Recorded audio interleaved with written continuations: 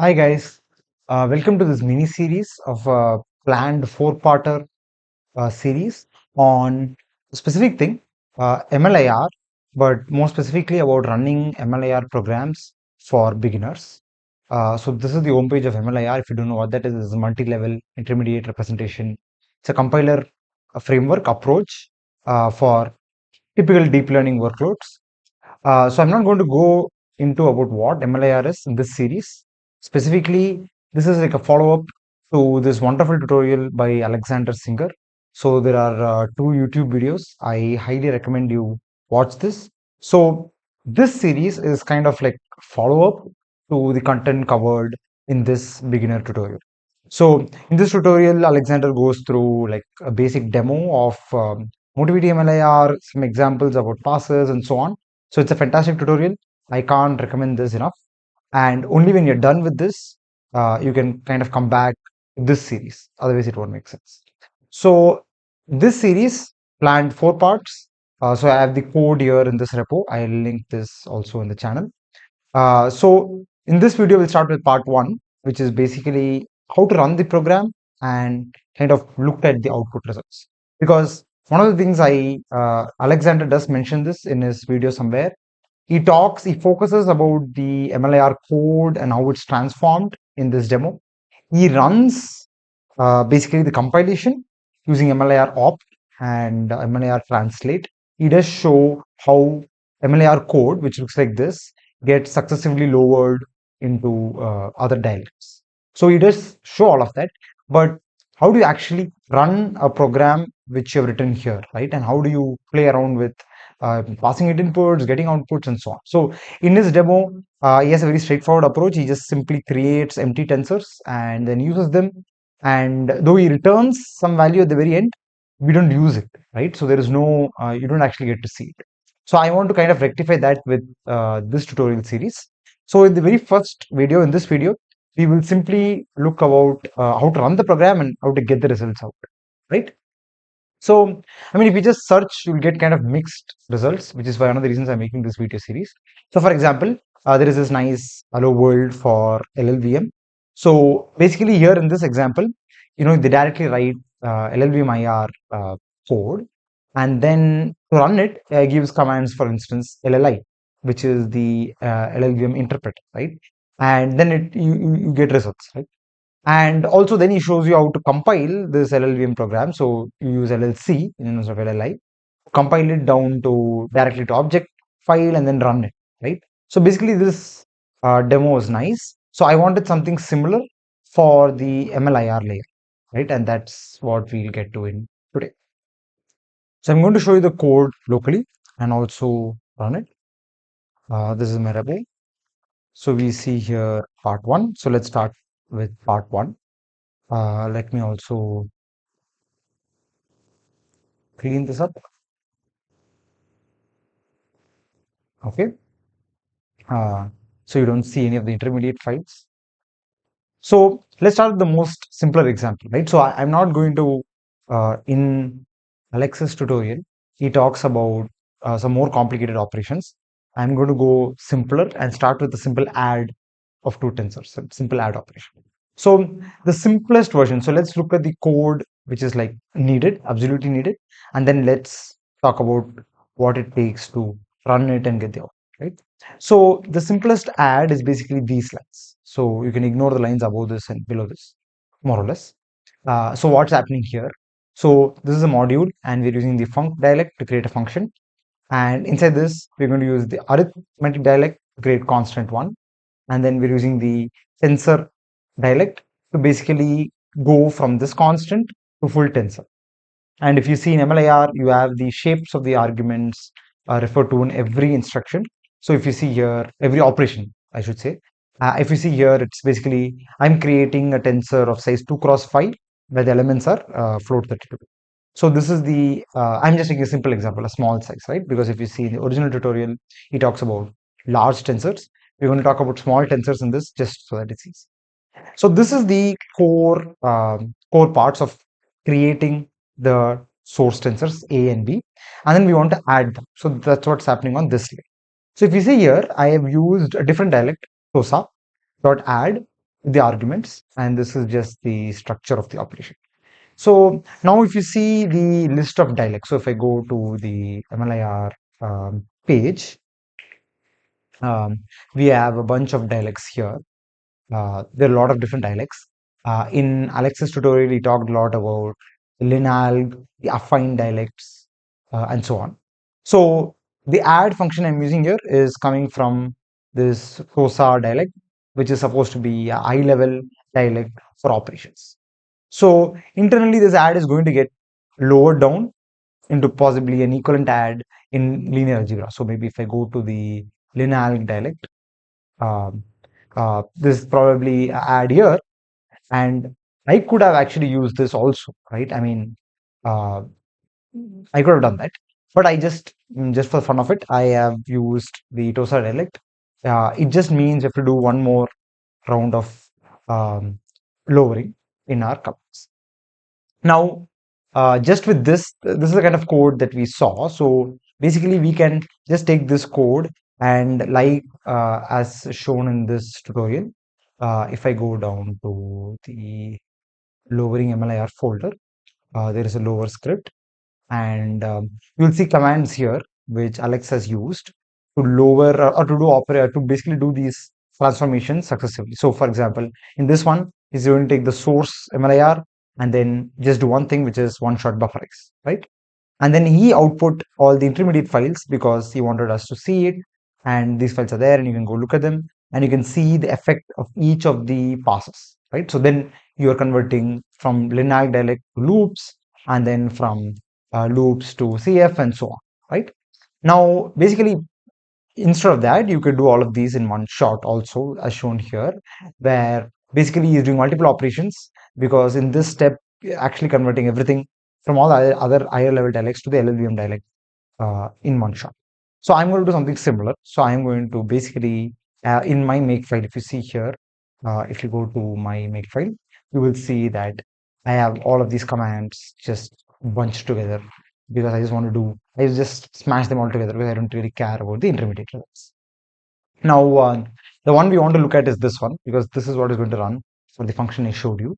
And if you see these passes, these are the same more or less that Alex showed.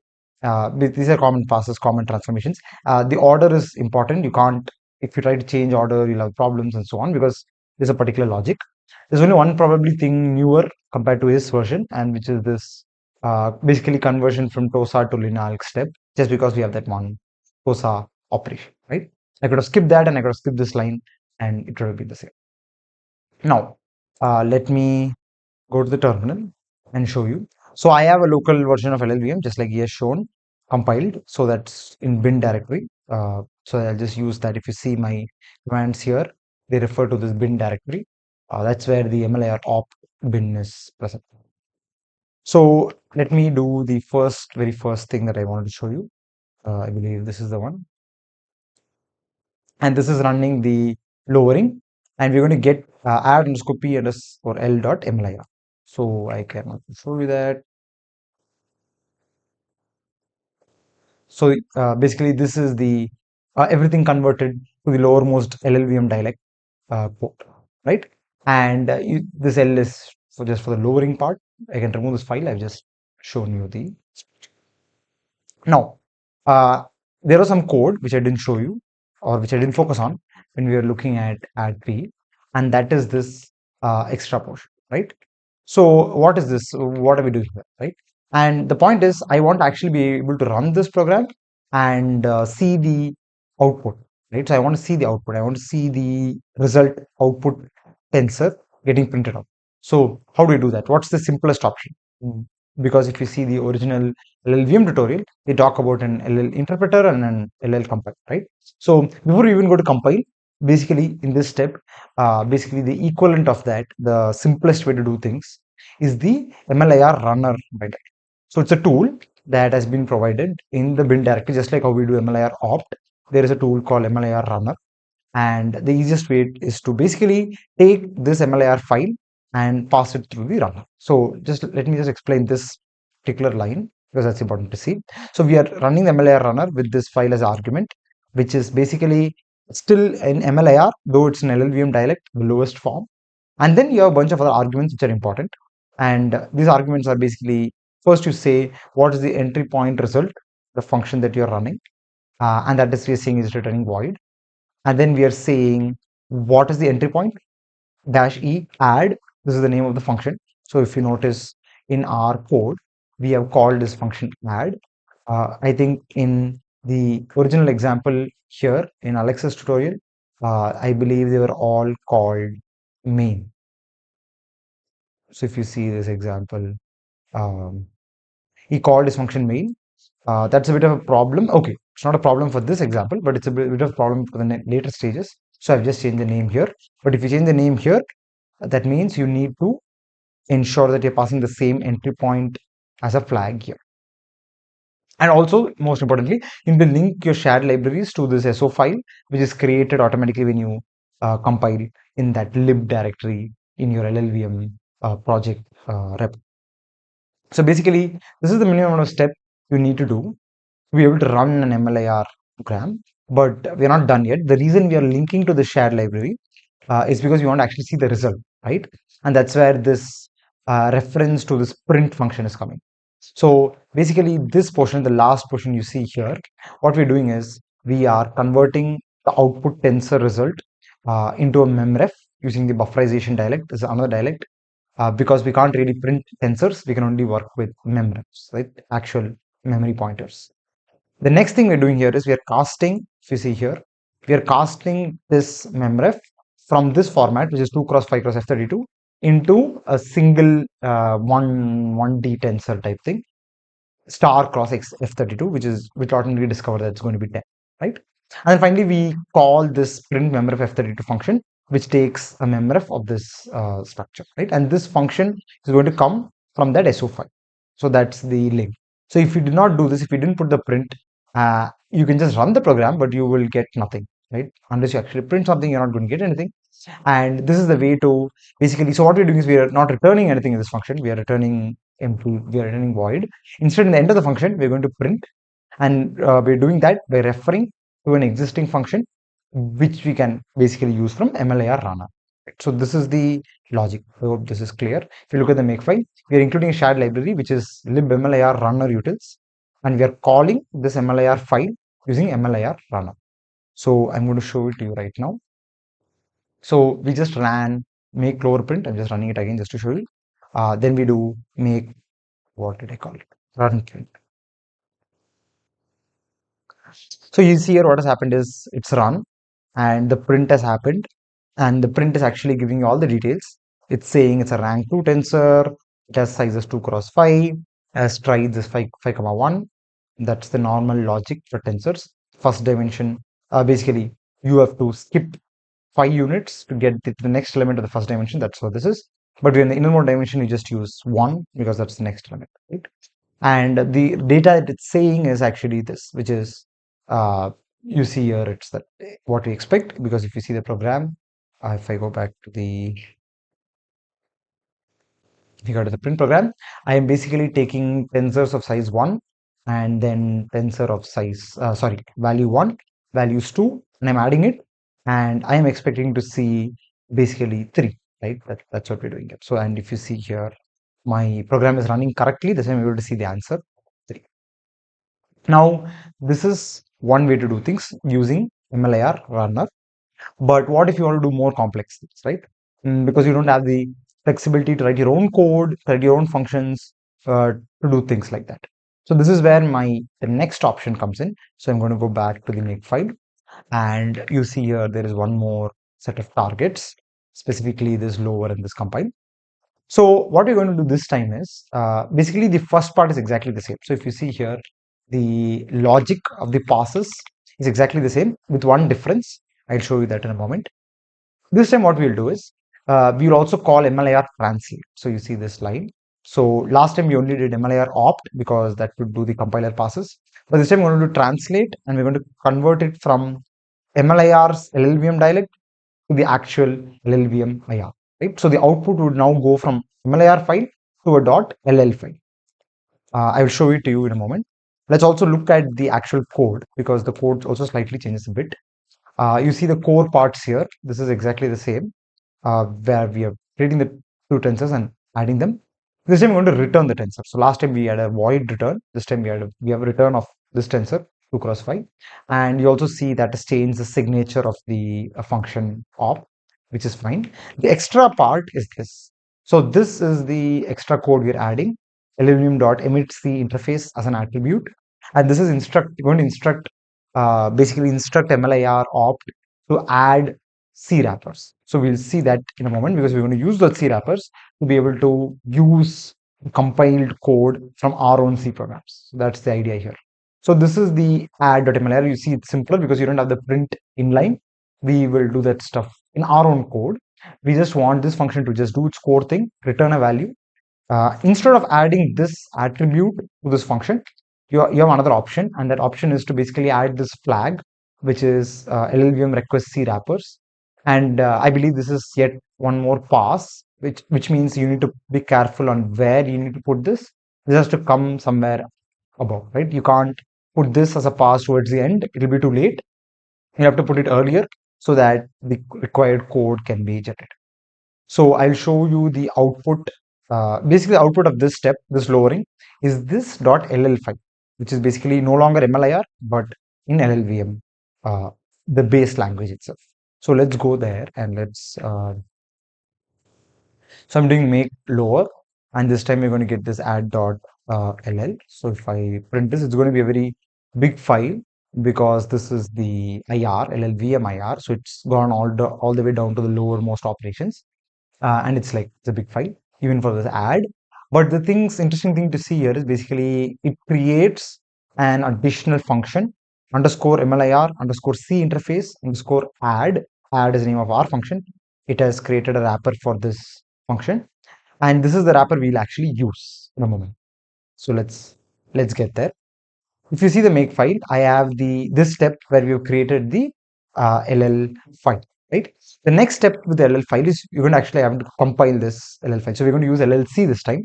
So this is going to be a proper compilation step to go from LLVMIR down to an object file, right? So this is basically object file we can use with C or C++ code. And so this is just our function add written in MLIR converted into object file, right?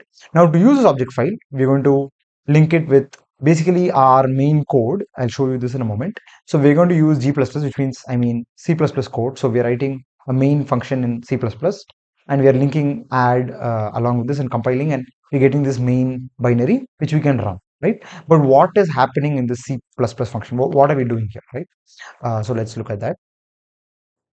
So there is a bit of code here which is required. I have pulled this from various parts of the documentation, and this page is useful.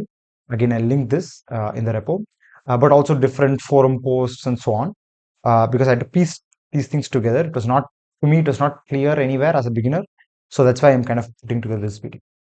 So the first thing you do is, because we are in C++, we have to call extern C and basically inform the compiler that there is going to be an MLIR C interface add function defined externally, which is going to take a single argument, void pointer. Actually, this is not an argument. This is the output. We'll see that in a moment, but that's the way this wrapper is created, right? So instead of returning something, it's going to take the argument as a pointer and it's going to feed the result into this, and then you can use the result. But what is the result, right? So if it's a basically tensor, right? How do I get a tensor? How do I pass a tensor through this void pointer? So that's where this core structure comes. So this is the structure that LLVM code assumes. This is what we are recreating on this side to be able to read that raw data, right? So what is this? So we are creating a memref descriptor because if you remember, it was never about tensors. It was always about memrefs when it comes to practical implementation. So this memref structure has 5 parts to it.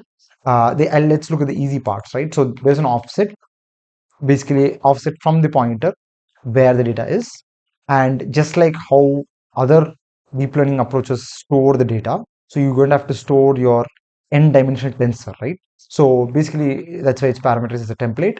So we have n as your dimension. So in our case it's going to be 2, right? So it is having an array of like sizes, the sizes of those 2 dimensions and the strides of those dimensions. So this is exactly the structure tensors are stored in PyTorch, or in other places. So this thing would make sense to you if you're aware of how tensors are typically stored, right? So you store them as contiguous data, but you also have pointers. You basically know what parts of it to read if you want to read particular dimensions. That's how this is stored. I'll come to this in a moment. The template also takes a type name because in this case we're doing F32, right? Float 32-bit. So, but you could use the same structure definition for other types. So how do we use this? So I'm going to create a memref descriptor result, and I'm basically filling in float and 2 for the template parameters. So this is we are now I'm saying 2 because I know that my add function is going to take a two-dimensional tensor. Actually, it's not just two-dimensional tensor; it's exactly of 2 cross 5 size also, right? So I know that upfront, but because I'm going to interface with the code, I'm going to say 2 here because that's what that function is going to return.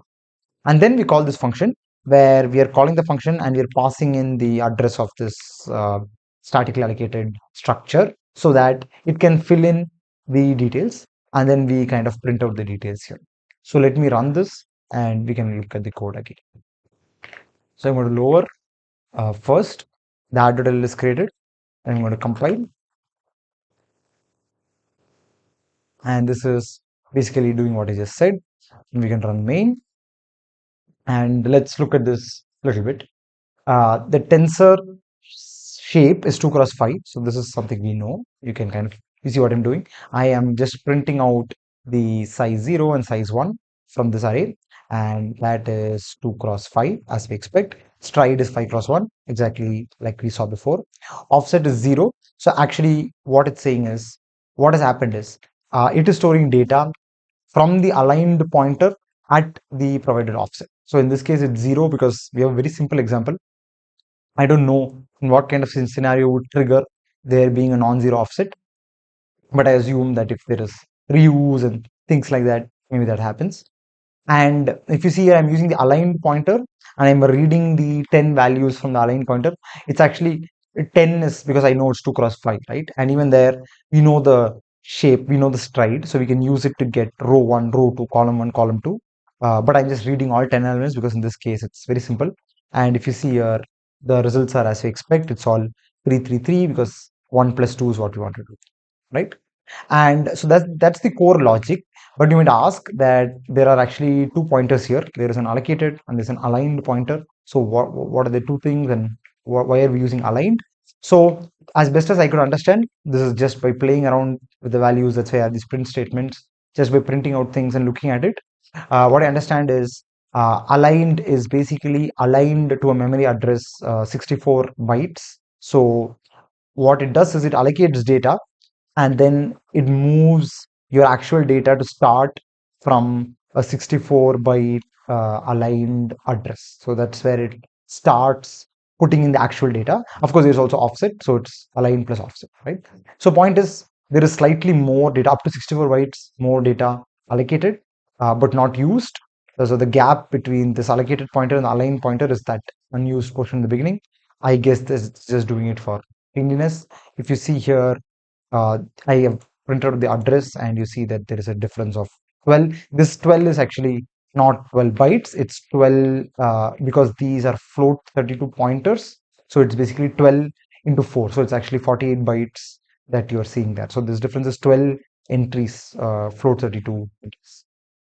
So this is the core logic of how to compile your MLIR program down to LLVM and then down to an object file, and then use it from your own program written in C or C++. So the logic for C would be identical. So the point is, we have finally been able to run function there and actually extract out the results of that function from our C program.